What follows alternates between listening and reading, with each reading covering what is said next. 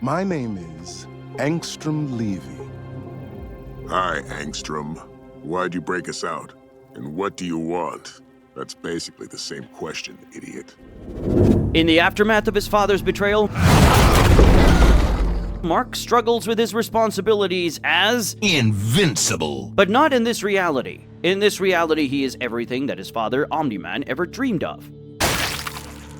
Now, before we dwell into the multiversal territory, be sure to check out my breakdown on everything you need to know prior to Season 2. Before Omni-man returns to Viltrum, stop over to the Netherrealm.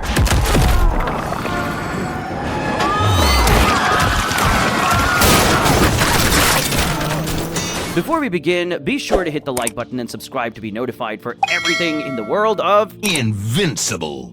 Now Mark struggles to find his footing, torn between Viltrumite DNA and his belonging to protect the Earth.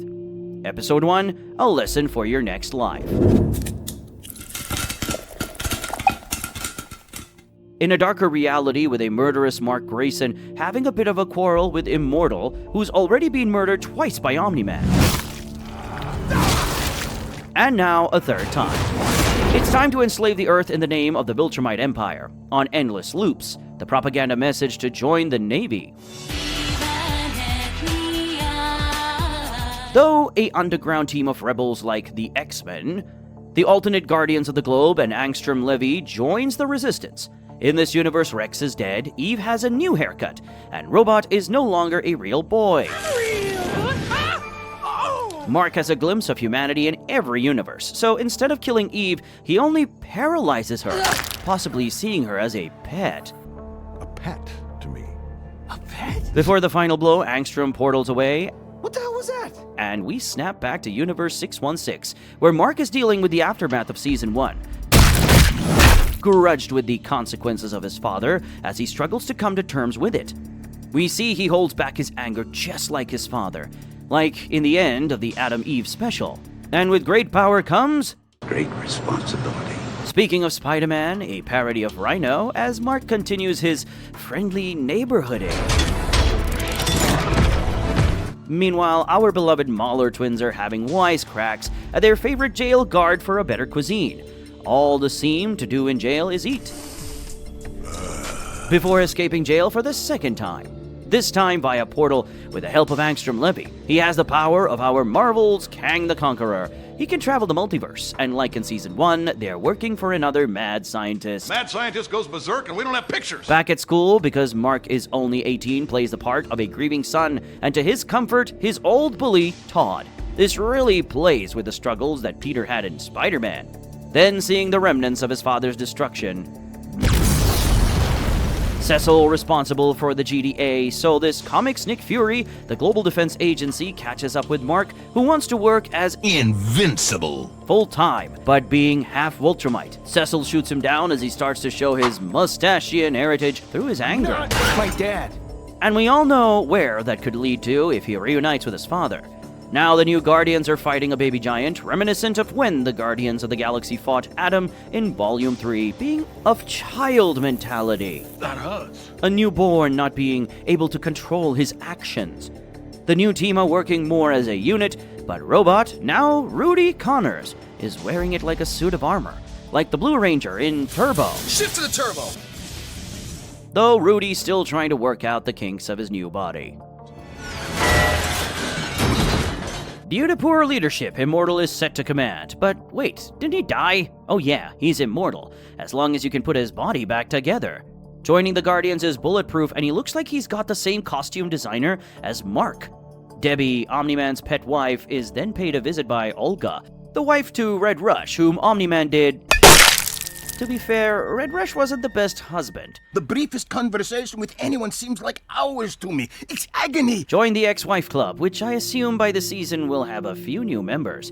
Now, Angstrom recruits the Mauler twins and explains his plan to bridge his consciousness with other variants across different dimensions, to learn the knowledge of the other levies. All the lessons from your next life, the title of this episode, and there are a lot of lessons to learn as he assembles 1,000 Angstrom levies, like the Council of Kangs, the Spider Tribe, or the Citadel of Ricks. What is this place? The Citadel of Ricks. To gain the knowledge and experiences and gather multiple versions of himself, Like Venom, the symbiote that can jump realities and bond with multiple hosts to establish a hive mind, to share data and memories to coordinate an attack. But not just yet.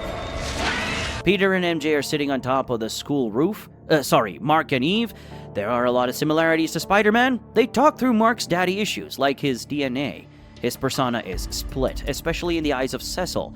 For Mark to prove his heroism, he volunteers to work for the GDA once again, and is sent out to do some surveillance on the Maulers, who are out recruiting parts for the Dimension Hopper Levy. And there are more than one pair of clones by his side. Hey, I'm not the clone. You're the clone. Levy links his mind to all the other variants' minds, like Cerebro in X-Men. And just like in Spider-Man 2, Angstrom goes all Doc Ock, turning into a monster and putting Invincible at fault for interrupting his experiment. Everything is vaporized, Mark with blood on his hands, questioning his morals. Is he turning into his father as he causes destruction everywhere he goes? That everywhere Spider-Man goes, chaos and calamity ensue. Though Cecil insists that it was the right thing to do, almost playing the hand of Vought Industries from the boys, some bloodshed is always required.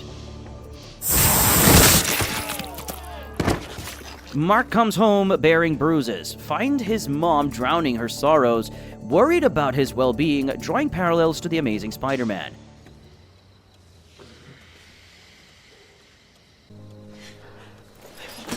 Sweetheart.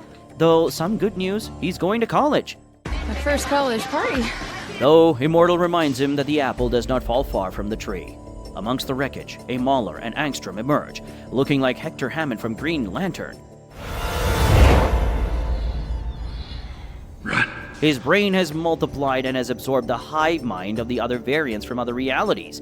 And remember, I'm Invincible was evil in most. So now Angstrom is out for revenge. I need revenge. We finally get the title card, and this time it cracks. Watch out for episode 2, which I will be doing a full breakdown on. Thanks for watching. If you're enjoying the content, be sure to check out my other videos on the channel, and don't forget to like and subscribe.